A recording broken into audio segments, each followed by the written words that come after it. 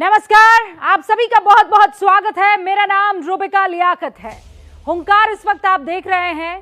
क्या 2022 के नतीजे 2024 का ट्रेलर है? ये सवाल आज मैं इसलिए पूछ रही हूं क्योंकि कल की जीत के बाद प्रधानमंत्री नरेंद्र मोदी ने खुद कहा कि 2022 के निर्णय ने 2024 के नतीजे तय कर दिए हैं।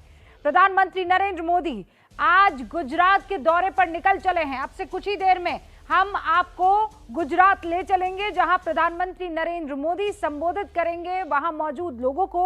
2024 अभी 24 महीने दूर है और इसीलिए हम ये दावा नहीं कर सकते कि 2024 के नतीजे तय हो गए हैं, लेकिन कुछ फैक्ट्स आपके सामने रखना चाहूंगी जो इशारा करते हैं कि पीएम मोदी के दावे में कितना दम है।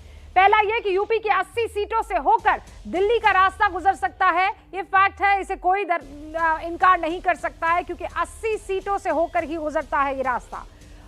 ब्रांड मोदी की चमक 8 साल बाद भी बिल्कुल वैसी बरकरार है। वो चमक अगर वो रैली कर दे कहीं और कह दे कि वोट बीजेपी को पड़े तो पड़ता है। मोदी को चुनौती देने वाला फिलहाल दूर दूर तक कोई नजर नहीं आ रहा, ये भी सच है। कोरोना काल में राशन मांगकर पीएम मोदी ने बीजेपी के लिए एक नया वोट बैंक तैयार कर दिया है और उस वोट बैंक का नाम लाभार्थी दिया गया है। करीब 180 करोड़ वैक्सीन डोजेस लगाकर कोरोना महामारी का मुकाबला किया है प्रधानमंत्री नरेंद्र मोदी ने। मोदी की चुनावी रणनीति का मुकाबला करना आसान इस वक्त किसी पार्टी के लिए नजर नहीं आ रहा है। कल 4 राज्यों में जो जीत मिली है, आज उस जीत का जश्न मनाने की बजाय गुजरात के मिशन पर जुट गए हैं। चुनाव में अभी वहां पर 8 महीने बाकी है, दिसंबर में चुनाव होना है। यूपी की जीत की वजह से 5 ट्रिलियन इकोनॉमी के सपने पर नए सिरे से काम शुरू हो जाएगा। सुधारों की रफ्तार तेज होगी। मोदी के सामने विरोधी फैक्टर जो है वो बेअसर नजर आ रहा है। आने वाले दिनों में विपक्ष की अगुवाई के लिए लड़ाई तेज हो जाएगी। कल पंजाब में आम आदमी पार्टी की जीत से ये लड़ाई बढ़ जाएगी। अभी प्रधानमंत्री नरेंद्र मोदी गुजरात में हैं और वो जनता से मुखातिब हो रहे हैं। आजादी का अमृत महोत्सव मना रहे हैं तो पूज्य बापू के सपनों के हम सब एक प्रकार से प्रतिबद्ध हैं कि आजादी के जंग में जो सपने देख करके लोगों ने अपने आप को आहूत किया, अपनी जवानी खपा दी, हमें उन सपनों को साकार करना चाहिए। और ग्रामीण विकास ये पूज्य बापू का सबसे प्रमुख सपना रहता था। वे लोकतंत्र की शक्ति भी ग्राम शक्ति में देखते थे और इसलिए लोकतंत्र में जिसका विश्वास है उन सबको समर्पण भाव से ग्रामीण सारी व्यवस्थाएं उसको बल देना, उसको सामर्थ्य देना, ये उनका स्वाभाविक कर्तव्य बन जाता है।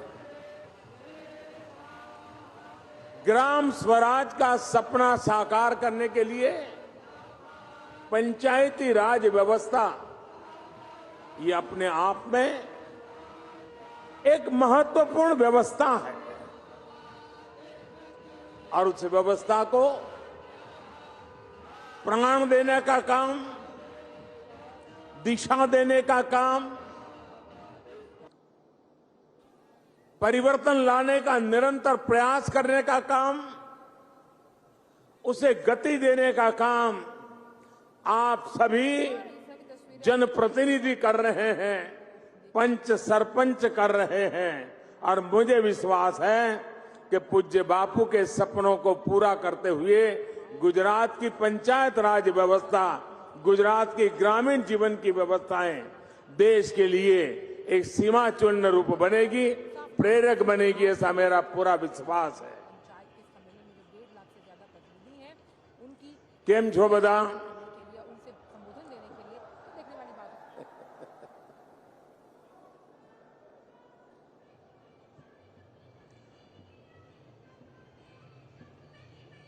મારે પહેલા તો ગામડાના ભાઈઓને અભિનંદન આપવા છે.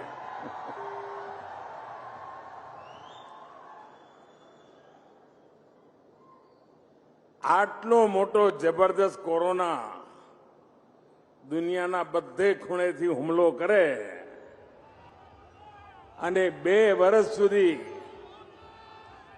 આખી માનવ જાતને ચિંતામાં મૂકી દીધી. એક કોરોના ભારતના ગામડામાં પહોંચતા પહોંચતા એના મોંમાં ફીણ આવી ગયો.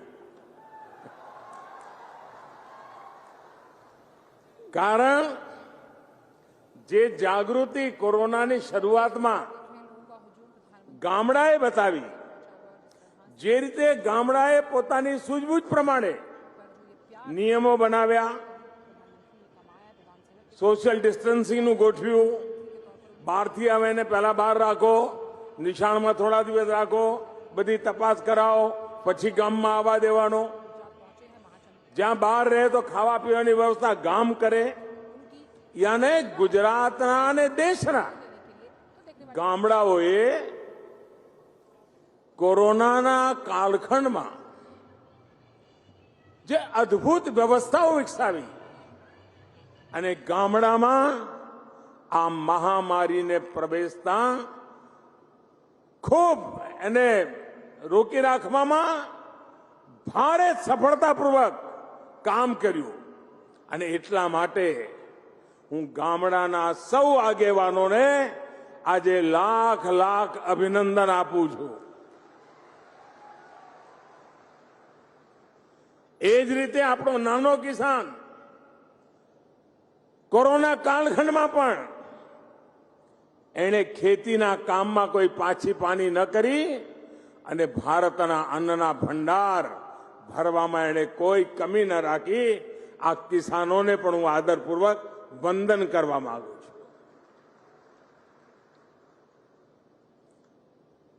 ભાઈઓ બહેનો, આજે જ્યારે હું પંચાયતના આપ સૌ સાથીઓ સાથે મળવા તો મને મોકો મળ્યો છે, એમાં મોટા भागे बहनों છે. અહીંયા प्रधानमंत्री नरेंद्र मोदी को इस वक्त आप सुन रहे थे. प्रधानमंत्री नरेंद्र मोदी गुजराती में अपने राज्य में, हालांकि अब वो प्रधानमंत्री हैं देश के और हर राज्य उनका अपना है, लेकिन गुजरात में विशेष प्रेम, वहाँ से वो आए हैं, वहाँ मुख्यमंत्री रहे 15 साल और अब वो ये कह रहे हैं कि गुजरात जो है किस तरीके से एक बार फिर से विश्वास करे उस पार्टी पर जो कल 5 में से 4 राज्य जीत कर आई है. आज इसी पर लगभग हमारा डिबेट भी है, हुंकार इसी पर भरी जा रही है, किस बात को लेकर कि 5 में से 4 राज्यों के नतीजे बीजेपी के पक्ष में आए और अगले दिन आप क्या देखते हैं, प्रधानमंत्री नरेंद्र मोदी गुजरात में हैं, जहां पर चुनाव होने 8 महीने बाद. और क्या जिस रफ्तार से और जिस तरीके से, जिस स्ट्रैटेजी के साथ ये लोग आगे बढ़ रहे हैं, कोई कॉम्पिटिटर है आज की तारीख में मैदान में? शशि शेखर साहब, प्रधान संपादक हिंदुस्तान के, इस पर बात करने के लिए हमारे साथ जुड़ चुके हैं. शाहनवाज हुसैन साहब बिहार के उद्योग मंत्री हैं और बीजेपी के राष्ट्रीय प्रवक्ता हैं. आप दोनों का बहुत बहुत स्वागत है. रोहन गुप्ता जी प्रवक्ता हैं कांग्रेस के और कोइंसिडेंटली गुजरात से ताल्लुक रखते हैं और रोहन जी भी आज हमारे साथ जुड़ गए हैं. आपका भी बहुत बहुत स्वागत है. अजय आलोक साहब आपको दिख रहे हैं स्क्रीन पर, जेडीयू के प्रवक्ता हैं. इनफैक्ट मणिपुर में तो कांग्रेस से बड़ी पार्टी भी हो गए हैं, मतलब ज़्यादा वोट उनको मिल गए हैं. राजेश गुप्ता जी प्रवक्ता हैं आम आदमी पार्टी के. कल कमाल किया आम आदमी पार्टी ने पंजाब में, आप देखिए किस तरीके का परचम फहराया है.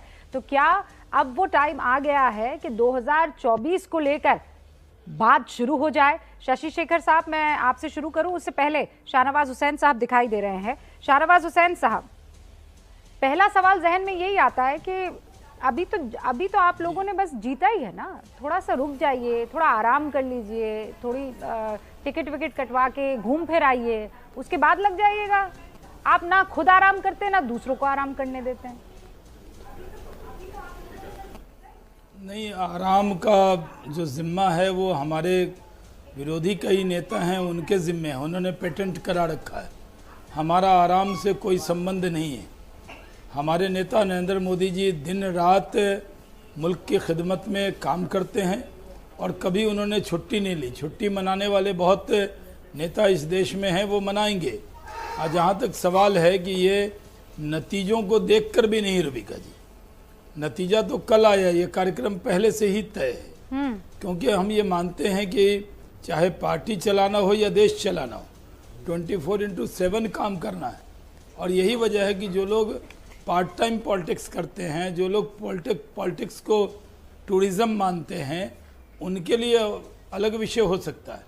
हम तो ये मानकर चलते हैं कि भारतीय जनता पार्टी का सौभाग्य है कि उसके पास नरेंद्र मोदी जैसा मेहनती, लोकप्रिय, ग्लोबल लीडर उनके पास है, जो खुद भी काम करते हैं, न खुद थकते हैं न थकने देते हैं। तो सब कार्यकर्ता काम में लग जाते हैं। तो पार्टी चलाना हो या देश चलाना हो, उसमें जितना भी समय देना है वो देते हैं। और ये कार्यक्रम पहले से तय था। और आप जानते हैं कि हम लोगों के बारे में क्या क्या व्याख्या आपके कार्यक्रम में बैठकर ही लोग करते थे, क्या क्या नहीं कहा जाता था, किस तरह की तोहमतें लगाई जाती थी, किस तरह जाति और परिवार के नाम पर लोग चुनाव जीतेंगे इसकी व्याख्या की जाती थी। हम लोगों ने पहले ही कहा जवाब दे देंगे, लेकिन आप ये कह रहे हैं कि आपने आराम करने का, छुट्टी पर जाने का, ये सारा जिम्मा जो है वो विपक्षी पार्टियों को दे दिया है। रोहन जी, एक बहुत इंपॉर्टेंट और महत्वपूर्ण सवाल आज की तारीख में। नहीं, हमने दिया नहीं है, उन्होंने ले लिया है। अच्छा ठीक है रोहन जी, आप उन्होंने दिया नहीं, आपने ले लिया है। आराम करने का की जिम्मेदारी आपने ले ली। क्षेत्र है, हमारा नहीं है। रूबिका जी, आराम हराम है का नारा किसने दिया था सबको मालूम है, जवाहरलाल नेहरू जी ने दिया था। और भाजपा की आदत है, इतिहास उनका बुरा है तो चोरी करके अपनी दुकान चलाना भाजपा की आदत है, इसलिए मैं बात नहीं करूंगा। बात है आराम की। मैं आपको बता दूं, प्रियंका जी ने सबसे ज्यादा यूपी में रैली की, योगी जी से भी ज्यादा की। राहुल जी ने सबसे ज्यादा पूरे देश में रैली की। जब कोरोना काल था तब पहली बार हमने डिजिटल रैलीज करके, भाजपा के 15 दिन तक कोई रैली तब तक इतना प्रोग्राम नहीं हुआ था। तो बात है काम की या आराम करने की, तो आराम हमारे ब्लड में नहीं है, हमारे डीएनए में नहीं है। बात है मुद्दों की। जब भी 700 किसानों की हत्या हुई, 3 काले कानूनों की बात थी, मुद्दे किसने उठाए? कांग्रेस पार्टी ने उठाए। जब भी यहाँ पे बलात्कार के मुद्दे आते थे, किसने उठाए? कांग्रेस पार्टी ने उठाए। छोटे व्यापारियों की बात थी, बेरोजगारी की बात थी, महिला सुरक्षा की बात थी, सारे मुद्दे हमारी पार्टी ने उठाए। तो आराम तो हम करेंगे नहीं और करने नहीं देंगे। और बात है प्रधानमंत्री जी मोदी, उनके लिए इलेक्शन मशीनरी एक बहुत बड़ा इशू है।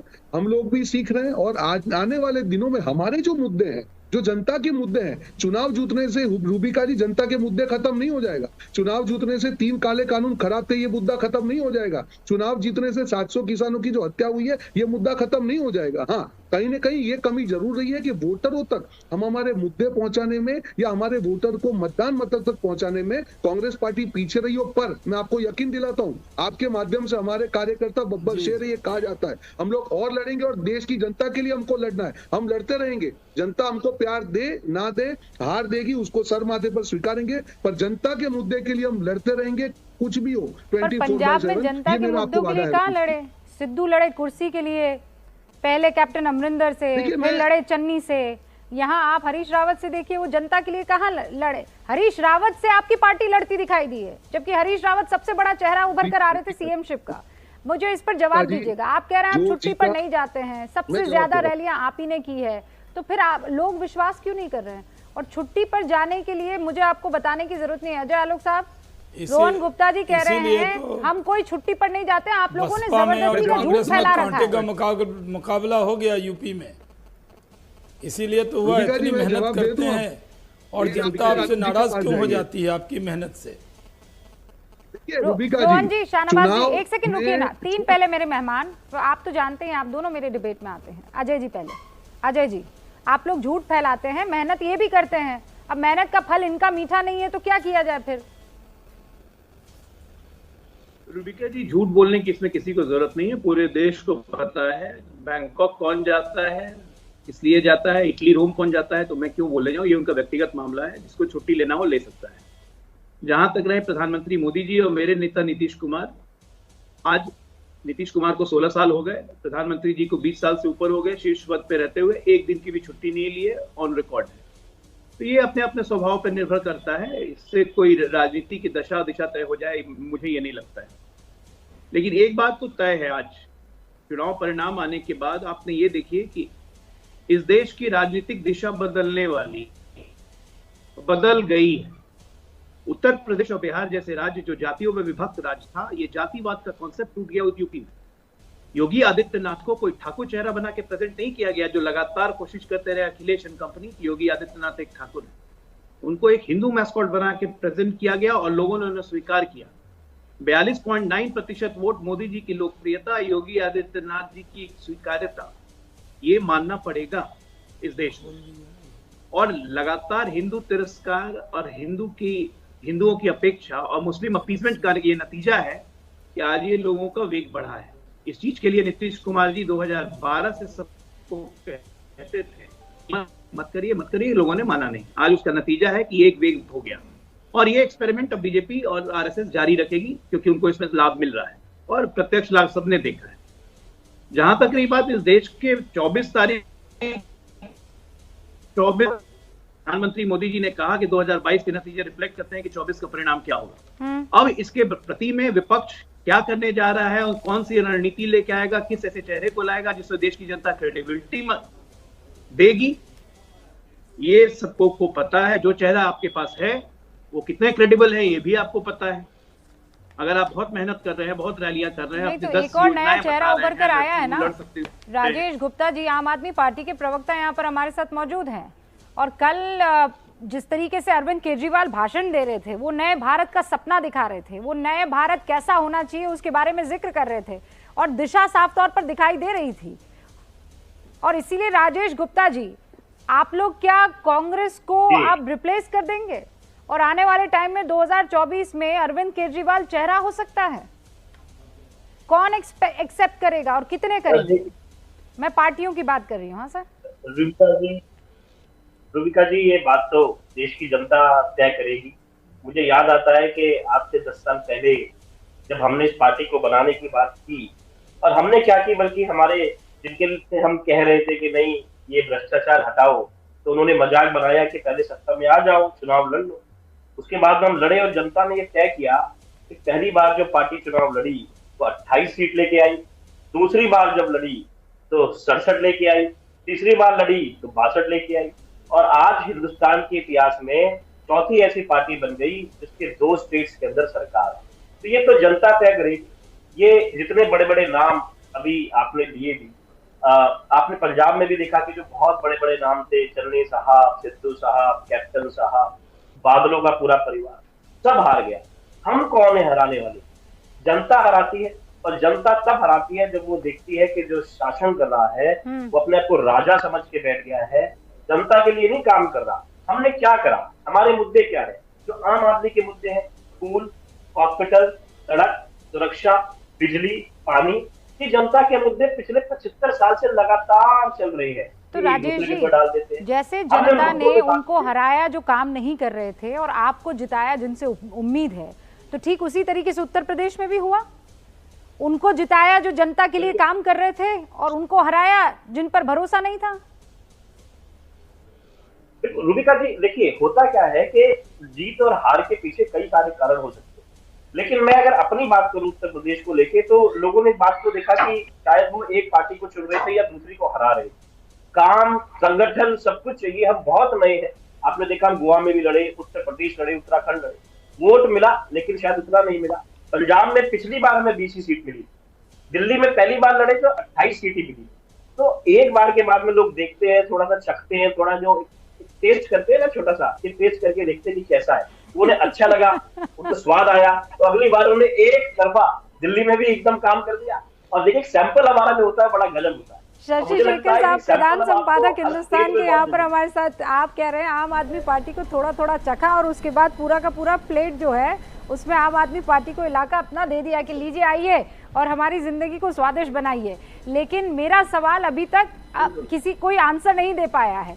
2022 क्या 2024 के नतीजों की दिशा जो है वो तय कर चुके हैं शशि जी, और स्पेशली तब जब आप देख रहे हैं कि ये वापस वर्किंग मोड में बीजेपी।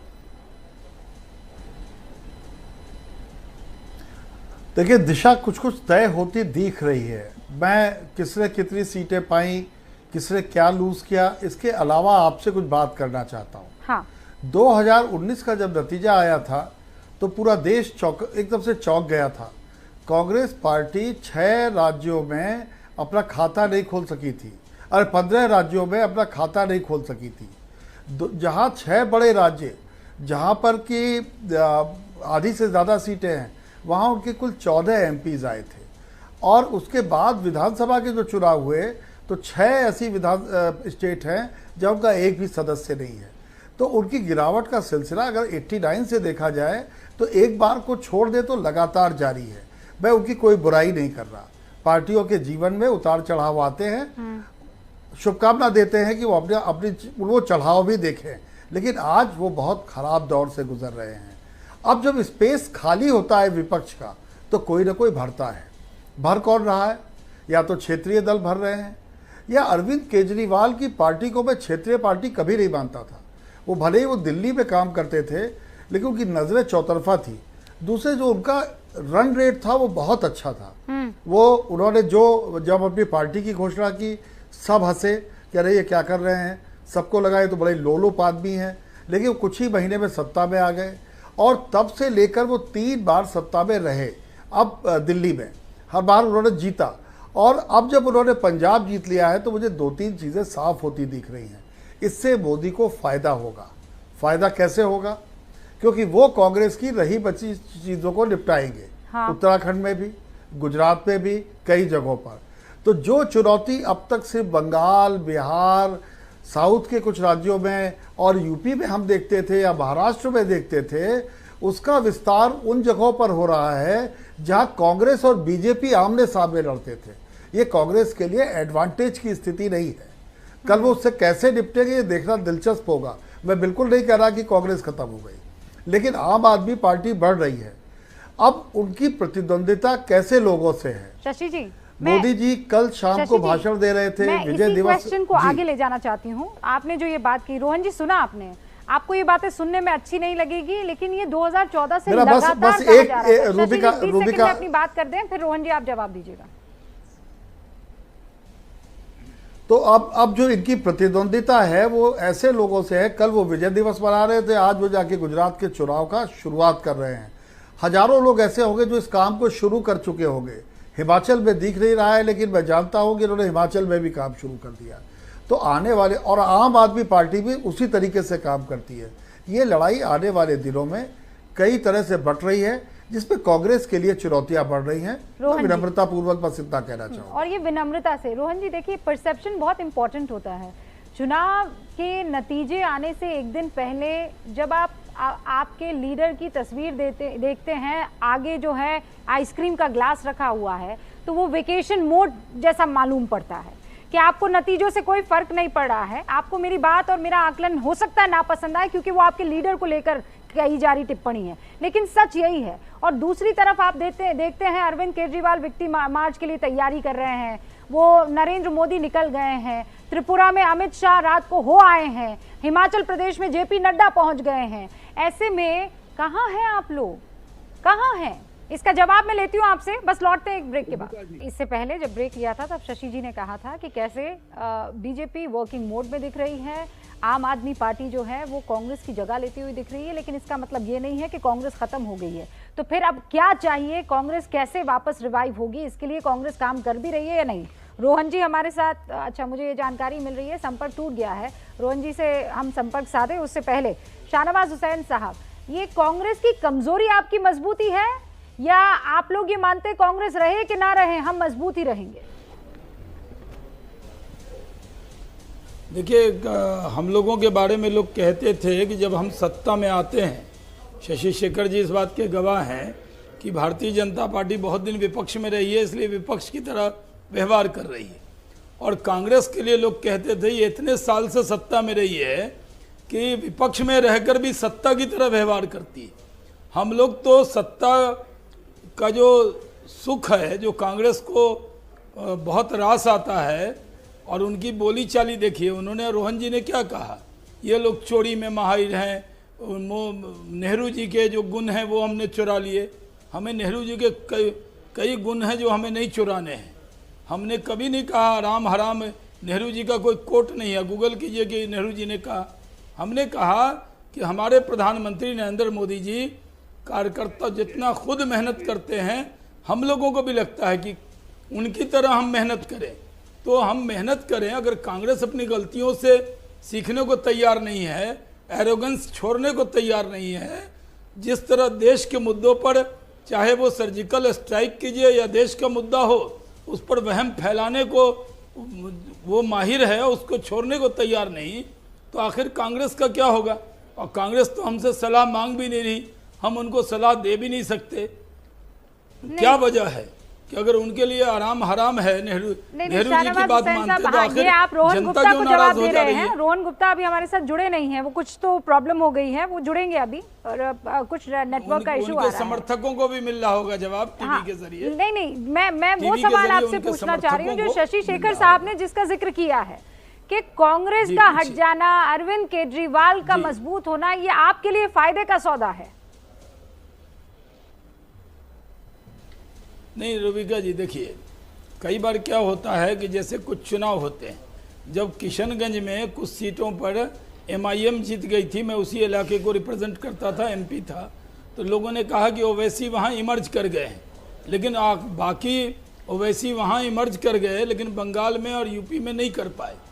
ये सही है कि पंजाब में पिछले चुनाव में ही लोग कहते थे कि आम आदमी पार्टी आ जाती, लेकिन लोगों ने अलर्ट अपने आप को रखा, वो नहीं आ पाए। पंजाब में हम सरकार में तो थे, लेकिन हम सहयोगी दल थे, जो अकाली से लोग नाराज थे, वो हम पर भी नाराजगी रही और हम 23 सीटों पर सीमित थे। तो पंजाब में अगर भारतीय जनता पार्टी सारी सीटें लड़ती, अगला जो चुनाव होगा किसी को भी बीजेपी से लड़ना होगा। रोहन जी आ गए, इसलिए मौका उनका था, जवाब उनको देना था, और क्योंकि वो जुड़ चुके हैं। पंजाब में कांग्रेस से लड़ाई होती थी। हाँ, नहीं तो अब वो जगह ले ली ना आम आदमी पार्टी ने, वही तो मैं कह रही हूँ। और उसका फायदा क्या आपको होगा, उसका जवाब मैं चाह रही थी, लेकिन अभी एक सेकंड रुक जाइएगा, क्योंकि रोहन गुप्ता आ चुके हैं। ब्रेक से पहले जवाब उन्हीं को देना था। हाँ रोहन जी, सारे सवाल आपको पता है।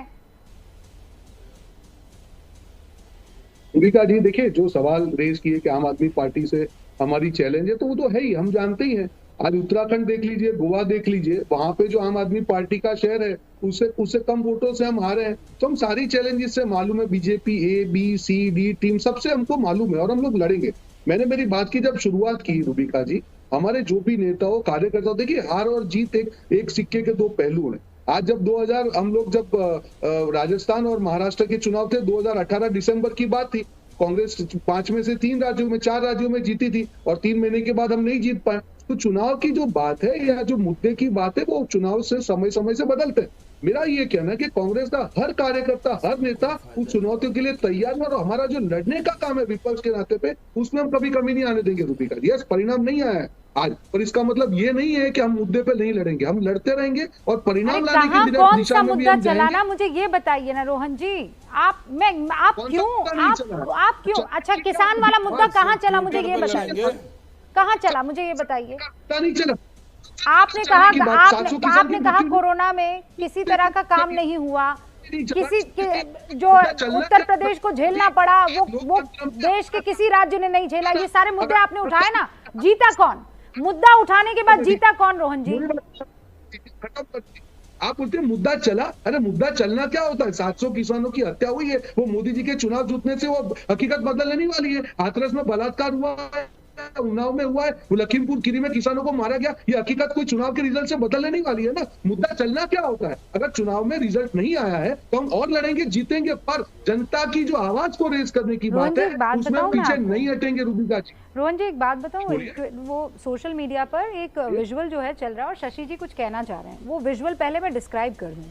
आप कह रहे मुद्दा नहीं चला, हम हार गए तो क्या हुआ? तो फिर आप पॉलिटिकल पार्टी है क्यों? छोड़ दीजिए ना, फिर आप किसी बिजनेस में एंटर कर जाइए, कोई सर्विस सेक्टर में आपकी पार्टी को एंटर करवा दीजिए। मुद्दा आप लोग उठाते हैं ताकि चुनाव जीते और जनता की सेवा करे। सर सुन लीजिए, पहले मेरी बात सुन लीजिए, मैंने बहुत इत्मीनान से आपकी बात सुनी।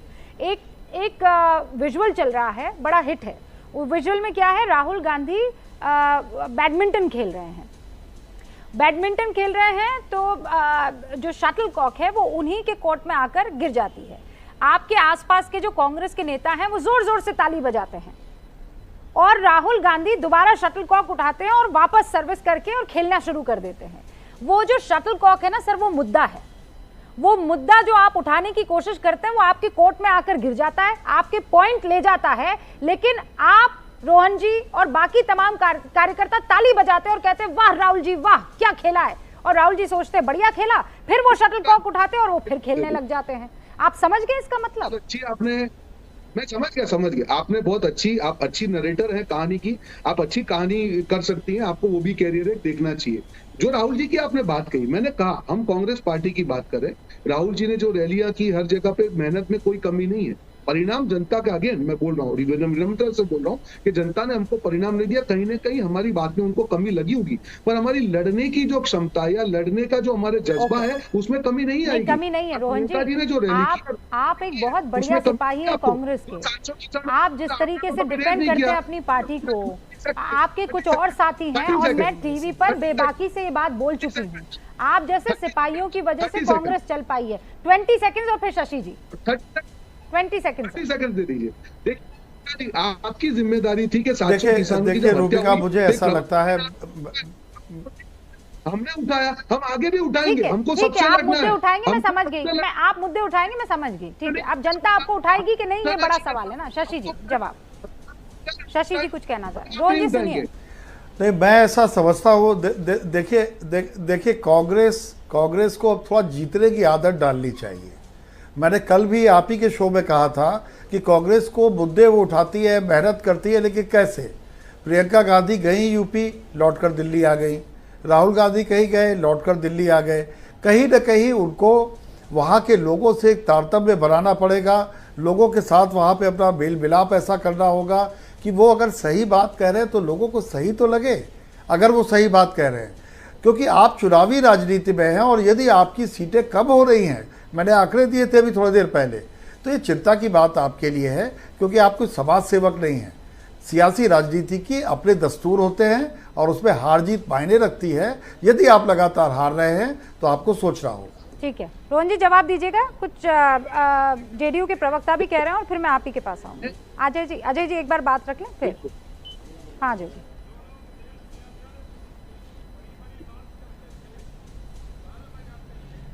अजय आलोक जी। जी मुझे लगा आपने रोहन से नहीं मैं आपसे। देखिए रूबिका, सबसे बड़ी समस्या ये है कि हम सब लोग बैठ के कांग्रेस पार्टी की चिंता कर रहे हैं। आप भी चिंता कर रही हैं, शशि शेखर जी भी कर रहे हैं, मैं भी कर रहा हूं, मुझे भी कोई हक नहीं है करने का। अरे किस बात की चिंता है? उनको खुद अपनी चिंता नहीं है तो हम लोग चिंता करके क्या करेंगे? और राजनीति में कभी वैक्यूम नहीं होता है। आप कमजोर रहिएगा तो आपकी विपत्ति हमारी संपत्ति है, हम और कमजोर करेंगे। हम तो चाहेंगे खत्म हो जाए, कांग्रेस मुक्त भारत रहे। कौन विपक्ष नहीं चाहेगा? आप भी चाहते हैं एनडीए मुक्त भारत, लेकिन प्रयास करने से। दूसरी बात नहीं, जहां तक आम आदमी पार्टी की बात, पंजाब में सत्ता लेने रोहन जी आपकी आवाज शिरोमणि अकाली दल एक करके, रोहन जी आपकी आवाज हमें बिल्कुल नहीं सुनाई दे रही है क्योंकि आप दोनों स्काइप से जुड़े हैं ना, तो वो नेटवर्क इशू हो रहा है। रोहन जी मैं आपको मौका दूंगी। अजय जी मेरा ये कहना है कि कांग्रेस पार्टी के लिए हमें चिंता करने की जरूरत नहीं है। एक विपक्षी के तौर पे हम हमेशा चाहेंगे कि कांग्रेस का यही लीडरशिप रहे, कांग्रेस कमजोर होती जाए, अंततः कांग्रेस मुक्त हो जाए। हर विपक्षी यही चाहेगा, कांग्रेस भी यही सोचेगी कि एनडीए कमजोर होती जाए, मुक्त हो जाए। ये अजय आलोक सोचे तो बात समझ में आती है। रोहन जी आपकी पार्टी के कई ऐसे नेता हैं जो यही बात सोच रहे हैं जो इस वक्त अजय आलोक सोच रहे हैं, कैसे निपटेंगे भाई? देखिए अजय आलोक की जो सोच है दिख रही है और मैं उनसे विनती करूंगा आप अपनी पार्टी की चिंता करें, क्योंकि कल जब आप एनडीए से अलग होंगे तब आप क्या बोलेंगे उसका रिहर्सल कर लीजिए, क्योंकि बहुत जल्द होने वाला है। मुद्दा जो आपने कहा रूबिका जी, मैं जो मेरी डिबेट की शुरुआत से अभी एक पत्रकार ने भी कहा, मैं मानता हूं चैलेंजेस बहुत है, हमने लड़ने में कोई कसर नहीं छोड़ी। कहीं ना कहीं जो मेरा जो व्यक्तिगत मानना है, जो इलेक्शन मैनेजमेंट की बात है कि कांग्रेस के जो वोटर हैं या जो वोटर बीजेपी से नाराज हैं उसको उस तक ले जाने में जो हमको और मेहनत करने की जरूरत है उस पर हम करेंगे। पर आपका ये कहना कि राहुल जी आप देख लीजिए, रैलीज निकाल के देख लीजिए, कांग्रेस की बात करें। मैं पंजाब और उत्तराखंड आपकी आंखों के सामने है रोहन जी। आम आदमी पार्टी आपके पास से छीन कर ले गई पूरा का पूरा राज्य, और आप कह रहे हैं हम बहुत बढ़िया लड़ते हैं, हम बहुत बढ़िया मुद्दे उठाते हैं। नए तरीके से एक बार फिर से शपथ ग्रहण करने का सिलसिला शुरू होगा।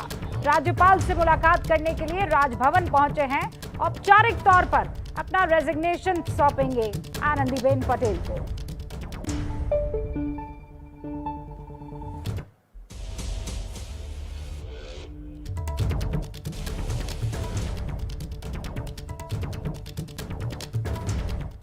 और लौट रहे हैं हम, आप बने रहिए हमारे साथ।